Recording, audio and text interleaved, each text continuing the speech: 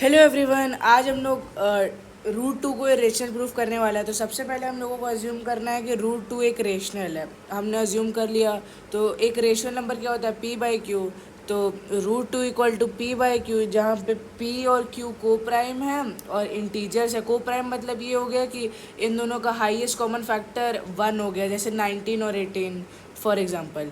And Q not equal to zero, अगर Q zero हो जाएगा तो इनफाइनाइट पहुंच जाएगी वैल्यू, या नॉट डिफाइंड।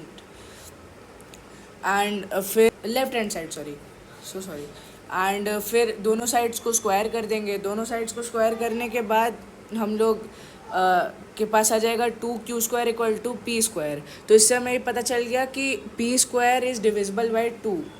तो अगर पी स्क्वायर 2 से डिविजिबल है तो पी भी 2 से डिविजिबल हो जाएगा।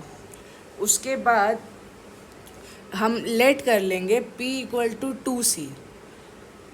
2c को ही हम इंटीजर ले ले रहे हैं, मतलब जैसे अगर p 2 से डिविजिबल है तो 2 की कोई भी टेबल होगी तो किससे मल्टीप्लाई हो रहा है उसको हमने c मान लिया है। तो p इक्वल टू 2c। अब इसको हम लोग इक्वेशन, ये हमारी इक्वेशन 2 है और ये इक्वेशन 1, इसमें हम पुट कर देंगे। तो 2q² इक्वल टू 2c का स्क्वायर, क्योंकि ये p स्क्वायर था यहाँ पे, तो ये हो जाएगा 2q² इक्वल टू 4c²। तो अब 2 से 4 काट देंगे तो यहाँ पे 1 आ जाएगा और यहाँ पे 2, तो q² इक्वल टू 2c²। तो यहाँ से फिर से हमें पता चल गया कि q² जो है वो भी 2 से डिविजिबल है। हमें पता चल गया 2 से डिविजिबल है तो q भी 2 से डिविजिबल है। तो इससे क्या पता चल रहा है कि ये दोनों 2 से डिविजिबल है। इनके पास जो कॉमन फैक्टर है वो 2 है, 1 नहीं है। ये हमारी जो अजम्पशन था उसको कॉन्ट्राडिक्ट कर रहा है। तो हम ये लाइन लिखेंगे, वे P and Q have 2 as common factor which contradicts our assumption that they are co-prime। And इससे क्या पता चलता है कि हमारी एजम्पशन गलत है।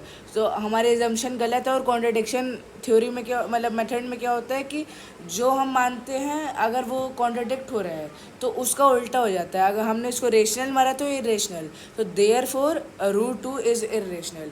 आप एकदम यही वाला सॉल्यूशन लिख सकते हैं। ये आपके कोई भी मार्क्स डिडक्ट नहीं होंगे। और इसमें कोई इशू है, जैसे आपको अगर ये पूछना है कि q² अगर 2 से डिविजिबल है तो q क्यों नहीं है, तो इसके लिए आप मेरे को कमेंट में लिख दीजिएगा, मैं आपको एक्सप्लेन कर दूंगा। बहुत इजी एक्सप्लेनेशन है, ज़्यादा लोगों के मन में आता नहीं है, वो लोग तो बस ऐसे ही छाप लेते हैं। बट अगर किसी के मन में आता है तो मैं बता दूंगा। ठीक है, आज की वीडियो के लिए बस इतना ही। मिलते हैं आपसे एक और नई वीडियो में। अगर आपको कोई क्लास 10 मैथ्स का कोई भी चैप्टर, कोई भी टॉपिक पूछना होगा तो आप मुझसे पूछ सकते हैं। Thank you so much, bye bye.